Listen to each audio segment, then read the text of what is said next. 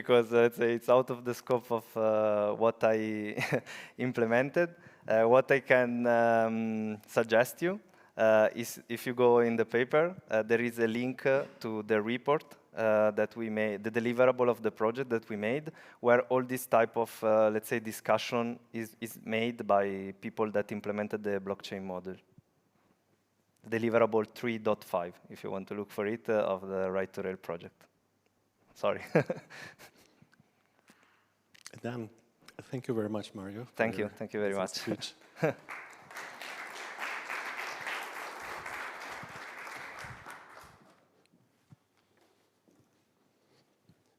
Our second speaker today is Arpita Maity from RWS. She's going to talk about chatbots, voice-assisted search connected to semantic reasoning technologies. Welcome, Arpita. Thank you.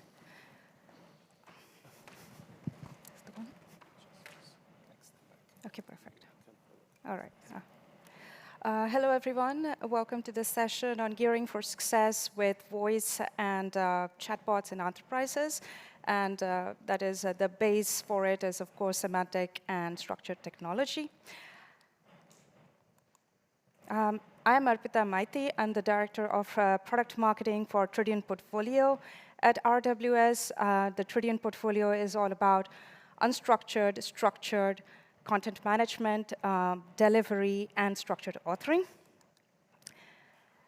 We will cover a little bit more about the company at the end of the presentation, but we would like to quickly jump into first what is the state of voice search today, why we should consider voice as an important medium moving forward, how can voice be one of the mediums to transform guided experiences, and when we say guided experiences, experiences which take the user to complete their journey, no matter what the channel is, and of course, structured content as the foundation to it, and application and certain use cases in the industry.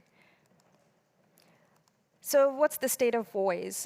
Believe it or not, today, 3.5 billion users around the world use voice for research, for buying products, for recommendations, and more.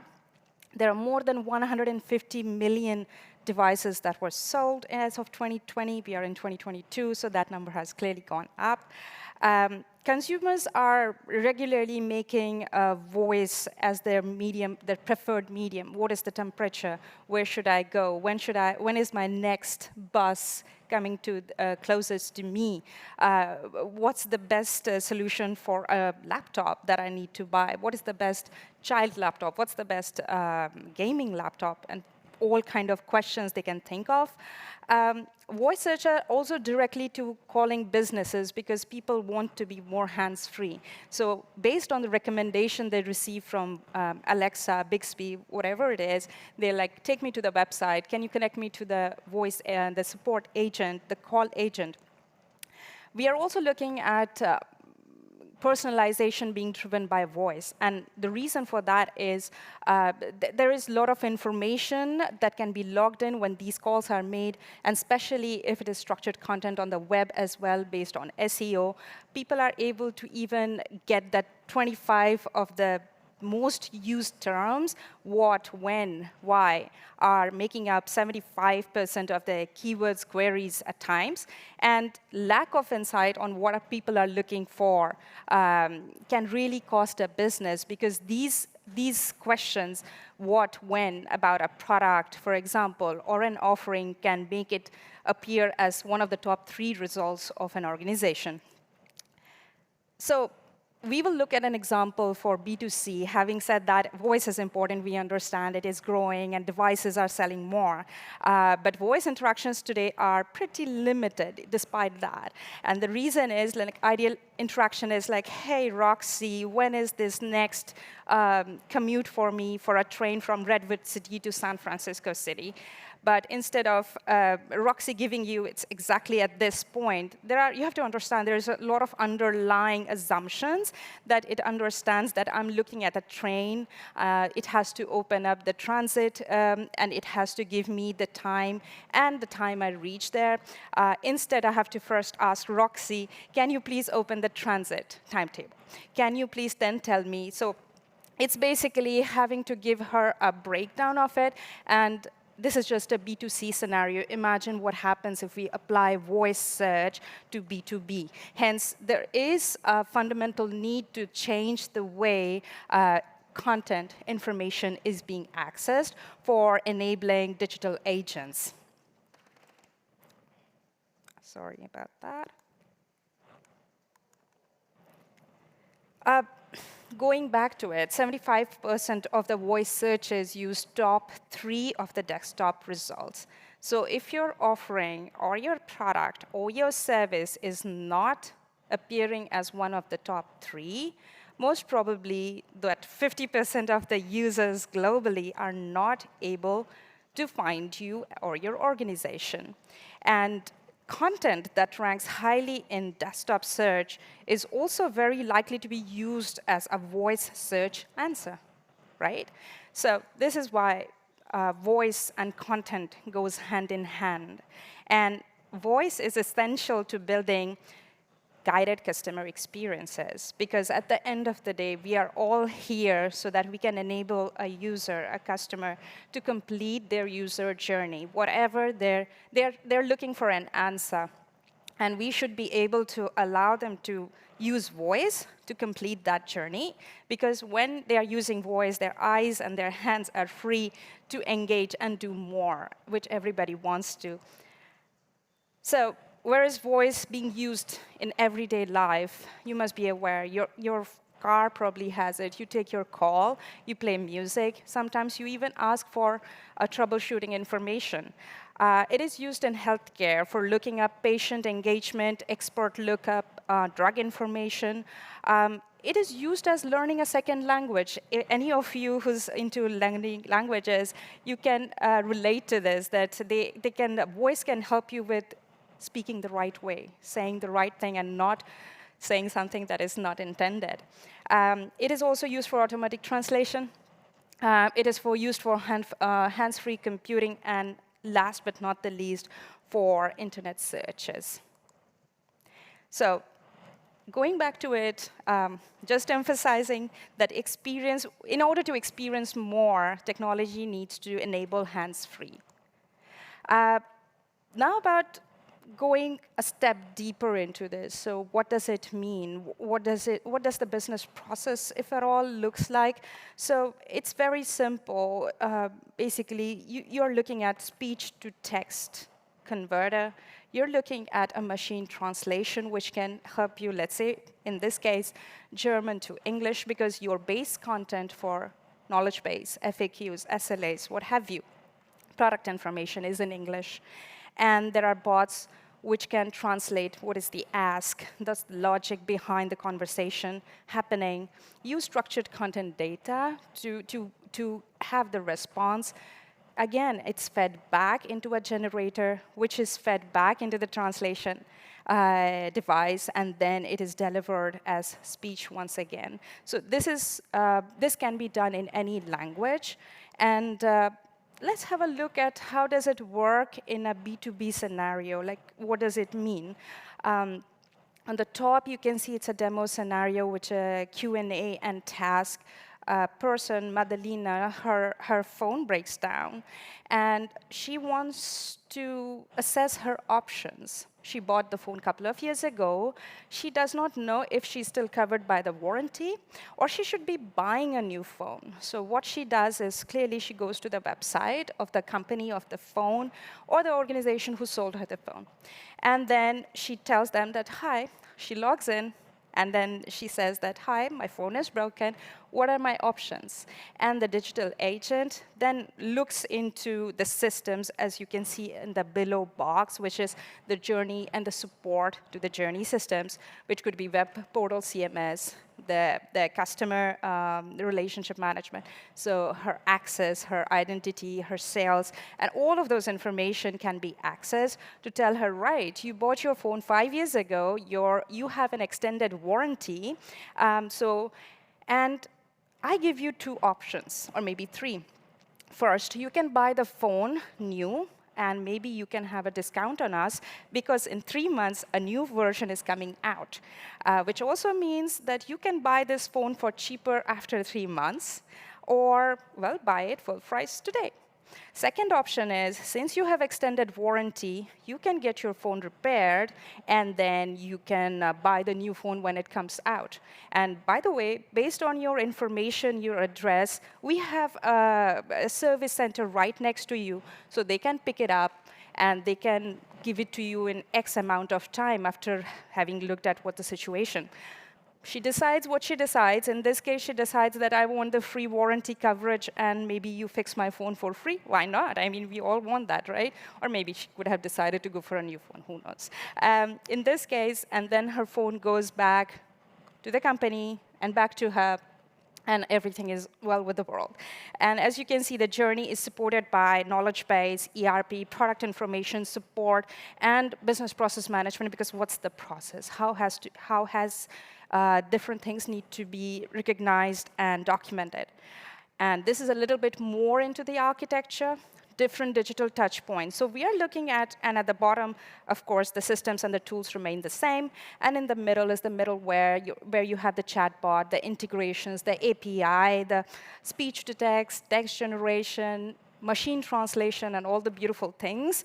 And then, as you can imagine, why is structured content important is we will look at the next couple of slides. But this is what is enabling all of this. And you have to keep in mind that the query can come in from any of those channels that are listed above.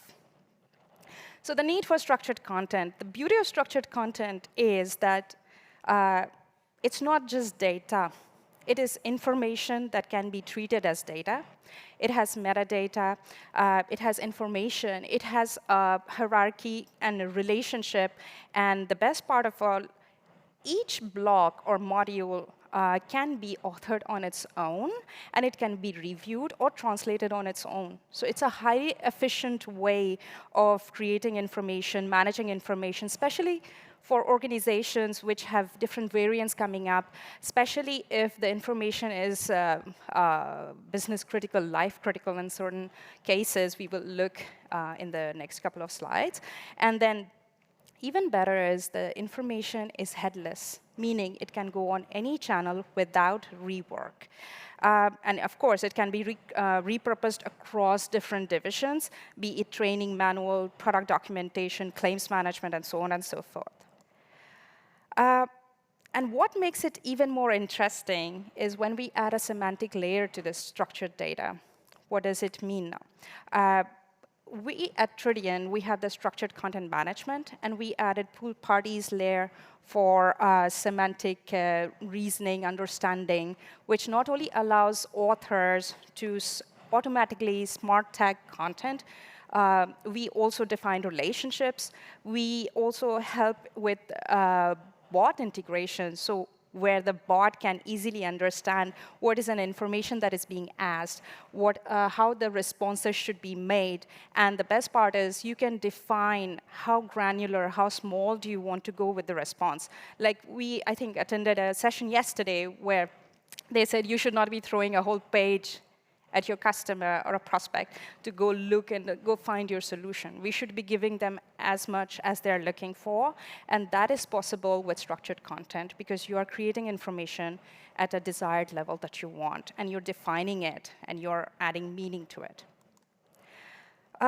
So with structured content, we enable experiences, and not only for B2B, as well for B2C. These can be language independent, these can be format independent, and you can build not only chatbots, virtual agents, but also on the back of taxonomy, knowledge graph, metadata, and DXD, we call it digital experience delivery. You can deliver all of this information to various touchpoints without rework. Key considerations, well, structured, meaning how much do you want to go deep down? You have to define your size of your module. Is it the phrase level? Is it a whole paragraph? Is it a couple of paragraphs? You have to define that. You have to be able to narrow down the information area. Like, is it product information? Is it a knowledge base? Or perhaps it's all of it. But the narrower you start, the easier starting point it is, and then you can add more to it as you go. You can also query unstructured data via APIs, and of course, you can add your product information, add properties to it, and make it as rich as possible to go. I would like to now talk about an example. In case of voice search in healthcare, as you can imagine, it can be used for so many use cases, be it internal or external. You have expert lookup, you have drug information lookup. An example I would like to share is one of our customers who uses both Tritium Docs and Pool Party software. And the example was like when pandemic was setting in, COVID, at the beginning of the COVID period, they had literally 3 entries for the SARS-CoV virus. And that was in March 2020. By June 2020, they had 300 pages worth of information. And these are critical information. Their customers, they sell medical information related to drugs, viruses, whatnot. And these information, as you can imagine, are via subscription services. So they have to sell very critical, mission-critical information to these drug practitioners, doctors, and what have you. And they were able to scale this fast. They were one of the very few medical information providers who were able to do that because of structured content and semantic layer. Now, a little bit about RWS. We are 7,500 people big company. We have about 80 offices around the world, and we serve customers across pretty much all the verticals, law, medical devices, automotive, what have you. Very quick look about our offerings. We have language, AI, content. Today, I was talking about, of course, Tritium, which is our content technology. We offer both structured, unstructured, and structured authoring products. These are the 2 of our offerings.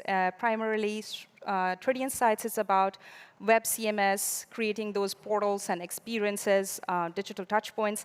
And Tritium Docs is the structured content management product, which allows you to structure at various levels, add meaning to your information, and make those beautiful chatbots, virtual agents possible.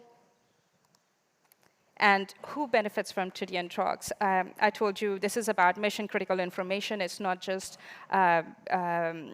lightweight content. And some of the very big names, we work with some of the very big names who are very responsible for very serious business, like, as you can see, FAF, EBSCO. This was the story I told you was about EBSCO.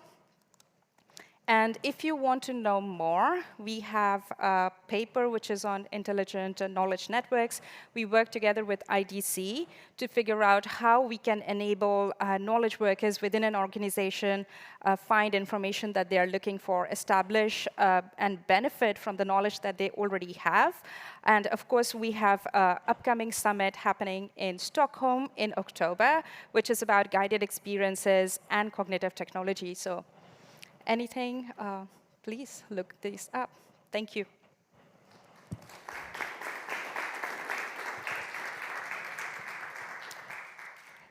Thank you for your talk. And any questions in the crowd? I have one question.